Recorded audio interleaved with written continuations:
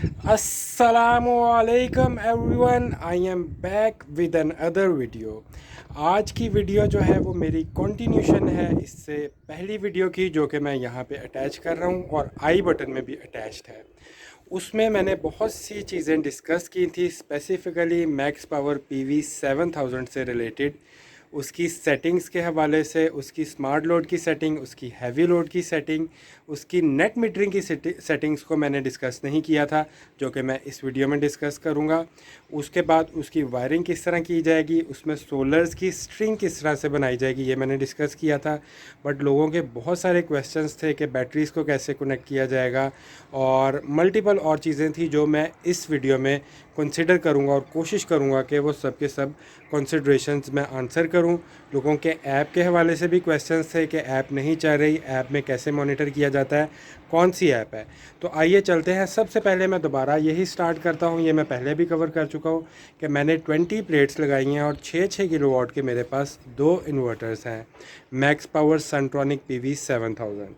मैंने सबसे पहले क्या किया है, मैंने इंस्टेड के मैं 10-10 प्लेटें लगाता, मैंने 5 और 5 प्लेटें पैरेलल में करके एक स्ट्रिंग बना के एक इन्वर्टर को दी है, क्योंकि इसमें एक ही एमपीपीटी है, एक ही स्ट्रिंग बनाने की ऑप्शन है।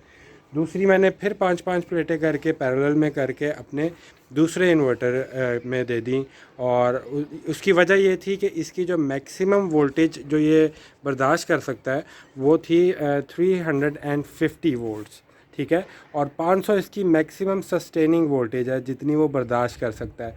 तो अगर हम सारी प्लेट्स सीरीज़ में लगा देंगे तो वो 470 480 वोल्ट तक भी जा सकता है, जो कि बिल्कुल एंड पे है, डेंजरस कंडीशन तक चला जाता है। तो उसको हमें अवॉइड करने के लिए इनको पैरेलल में करके इसकी जो रनिंग वोल्टेज है, नॉमिनल वोल्टेज है, उसको कम रखना है। 240 250 पे आ जाएगी।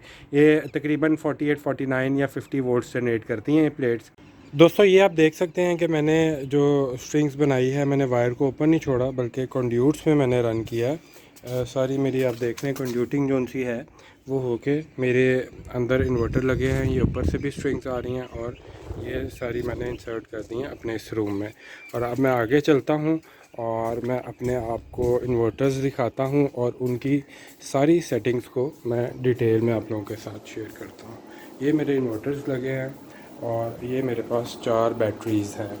आप ये देखें कि मैंने बैटरीज़ को सबसे पहले मैं डिस्कस करता था। बहुत से लोगों का ये क्वेश्चन है कि मेरे पास 2 इन्वर्टर हैं तो मैं इनको बैटरीज़ को कॉमन क्या कैसे करूं। इसके 2 तरीके हैं। सबसे अच्छा तरीका तो ये है कि मैं इस इन्वर्टर के साथ एक ब्रेकर लगाऊं और इसकी बैटरीज़ में लेके जाके कॉमन कर दूँ उसके टर्मिनल्स पे, और जैसे इधर से भी एक ब्रेकर आए और उसको कॉमन बैटरीज़ के ऊपर कॉमन कर दिया जाए, ताकि हर एक इन्वर्टर तक और बैटरी के बीच में एक ब्रेकर आ जाए। ये सबसे आइडियल कंडीशन है। सेकंड कंडीशन क्या है वो आप ये कर सकते हैं, आप दोनों के कॉमन जोन से हैं ब्रेकर्स में ले हैं, इसकी भी और इसकी भी यहाँ पे कॉमन लें और वो कॉमन टर्मिनल्स आप बैटरीज़ में ले जाएं और दोनों ही बैटरीज़ को चार्ज करें और ये ब्रेकर उसकी प्रोटेक्शन के लिए अवेलेबल हो। ये दोनों बैटरीज़ मिल के 48 वोल्ट्स बना के 48 वोल्ट्स हमारे दोनों इन्वर्टर्स के पास जा रहे होते हैं, जो कि चार्जिंग के लिए रिक्वायर्ड है। अब हम आगे चलते हैं। इन इन्वर्टर्स में मैं आप लोगों के साथ पहले शेयर कर चुका हूँ। 2 ऑप्शंस हैं। जो L1 है it is for smart load और जो L2 है वो हैवी लोड के लिए है। और इसमें भी मैं आपको सेटिंग्स बताता चलूँ। 54 वोल्ट्स जो से हैं वो हमारे मैक्सिमम होते हैं। उसमें से 50 वोल्ट्स जब हो जाएंगे तो हमारा हैवी लोड जो है वो ट्रिपिंग दे देगा। उसके बाद जब 46 वोल्ट्स हो जाएंगे तो हमारा स्मार्ट लोड भी ट्रिपिंग दे देगा। इट मीन्स हमारी बैटरीज ड्रेन हो चुकी हैं, हमें आगे फर्दर उनसे लोड नहीं यूज़ करना।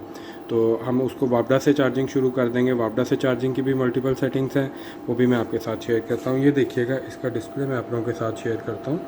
ये आप देखें, अब आप लोगों को क्लियर नज़र आ रहा होगा।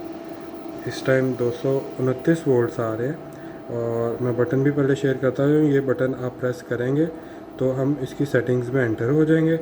ये सेटिंग्स को चेंज करने के लिए ये दोनों बटन हैं, और जब हमने सेटिंग्स चेंज कर दी तो फिर हमने ये वाला बटन दबा के उसको एंटर कर देना है और बैक हो जाना है, बैक कर देना है। बैक हो जाएंगे हम और इनको भी नहीं छेड़ना। ये बटन जो है ये ऑन ऑफ के लिए सिंपली। तो हम अभी स्टार्ट करते हैं, हम इसकी सेटिंग्स में एंटर होते हैं। ये देखें, सबसे पहली मेरी सेटिंग आ गई 00 एस्केप है। इसके बाद मेरी 1 पे आ गई ये SBU है, it mean solar battery then utility.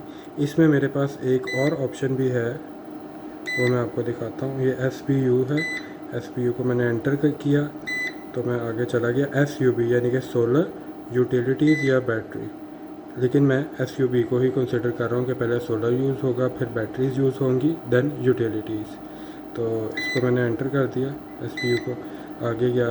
ये इसको छेड़ने की ज़रूरत नहीं है APL को। इसी तरह 3 पे 230 छेड़ने की ज़रूरत नहीं है।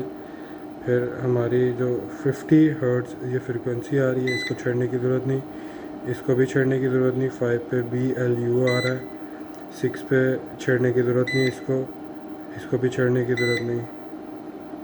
EFT इसको भी छेड़ने की ज़रूरत नहीं। अब जो अगली सेटिंग आ रही है उसको ज़रा देखने की ज़रूरत है। नंबर 9 सेटिंग जो है GFD आ रहा है, ये बेसिकली हमारी नेट मीटरिंग से रिलेटेड सेटिंग है। इसको अगर आप मैंने अभी फिलवक्त नेट मीटरिंग नहीं की, मेरा आइसोलेटेड सिस्टम है, इसलिए मैंने GFD किया है। लेकिन जिन भाइयों ने नेट मीटरिंग करनी है, इस पर वापडा को यूनिट सेल करने हैं, तो आप इसमें एंटर करें, ठीक है, और आप इसको GFE कर दें, ठीक है। ये आप कर देंगे तो आपकी नेट मीटरिंग भी शुरू हो जाएगी। लेकिन क्योंकि मैंने अभी नेट मीटरिंग नहीं करनी, तो मैं GFD ही रखूँगा इसको। इसी तरह हम आगे चलेंगे नंबर 10 पे। ये देखें, ये CSO है।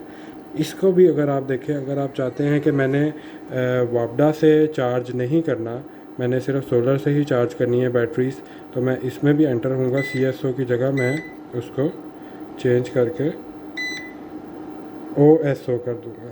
तो इट मीन्स कि मैं सिर्फ सोलर से ही चार्ज करूँगा, ओनली सोलर मैं।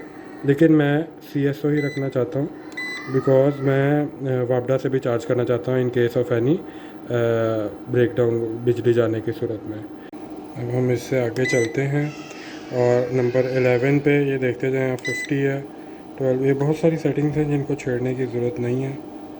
13 पे 10, 14 पे 17 पे बैटरी की 56.4 वोल्ट्स। फिर 18 पे जो है आप देखें कि बैटरी के 54 वोल्ट्स सेटिंग करनी है। फिर 19 पे 40.8 वोल्ट्स। फिर आपके 20 पे 46 वोल्ट्स जिस पे स्मार्ट लोड ट्रिपिंग करता है, और 50 वोल्ट्स जैसे मैंने बताया उस पर हैवी लोड ट्रिपिंग करता है। ये 54 इसकी टोटल वोल्टेज। 22 पे ESP, 23 पे LON, 24 पे BON, 25, ये बहुत सारी चीज़ें ही ऑटोमेटिकली सेट होंगी, आपको छेड़ने की ज़रूरत नहीं है।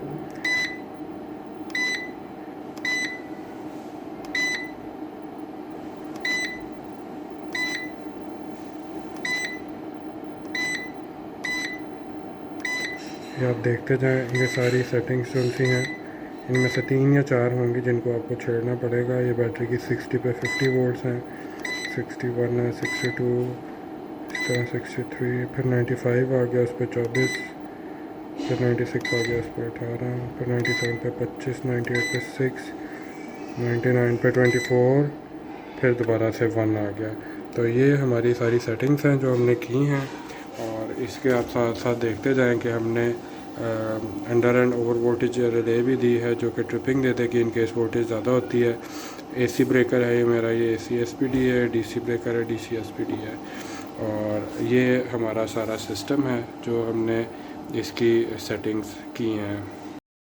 जी दोस्तों, ये मैंने जो ऐप ओपन की है solar power max power inverters के लिए, इसमें मेरा लॉगिन आईडी बना हुआ है पहले, तो मैंने इसको लॉगिन कर लिया है और ये अभी ओपन हो रही है। ये देखें, मैंने 2 6 किलोवाट के इन्वर्टर्स लगाए हैं। एक ग्राउंड फ्लोर पे लगा है और एक मेरा इन्वर्टर फर्स्ट फ्लोर पे है। सबसे पहले मैं चेक करता हूँ, इस टाइम 6:10 हो चुके हैं। तो मेरा जो सोलर है वो शेयरिंग पे चला गया, तकरीबन 259 वाट्स बना रहा है। और मेरा बैटरीज़ 83% है, वापडा से शेयरिंग कर रहा है, और तकरीबन 1913 वाट मेरा जो वो लोड है उसको सर्व कर रहा है ग्राउंड फ्लोर पे। इसी तरह मैं बैक आता हूँ और फर्स्ट फ्लोर पे जाता हूँ। फर्स्ट फ्लोर पे मेरा 304 वाट सोलर जनरेट कर रहा है और 471 लोड है। इसमें भी वापडा शेयरिंग चल रही है और बैटरीज़ भी चार्ज हो रही हैं।